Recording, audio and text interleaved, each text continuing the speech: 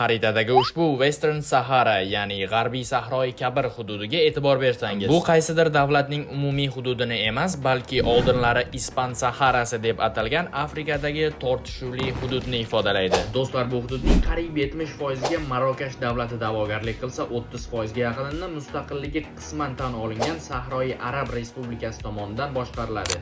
Bu davlat Afrika g'arbida Atlantika okeani bo'yidagi G'arbiy Sahara hududining sharqiy qismida joylashgan hamda 82.500 kvadrat kilometr maydonni egallaydi. Sahroyi Arab Demokratik Respublikasining poytaxti Tifariti shahridir. Mamlakatning umumiy aholisi 567.400 kishi. Aholining deyarli 100% qismi islom diniga e'tiqod qiladi. Sahroylar etnik jihatdan berberlar va arablarga yaqin. Davlat iqtisodida neftni qayta ishlab chiqarishning o'rni yuqori. Aholining o'rtacha oylik ish haqi $200 atrofida. Davlatning yillik yalpi ichki mahsuloti $1 milliard dan ortiq.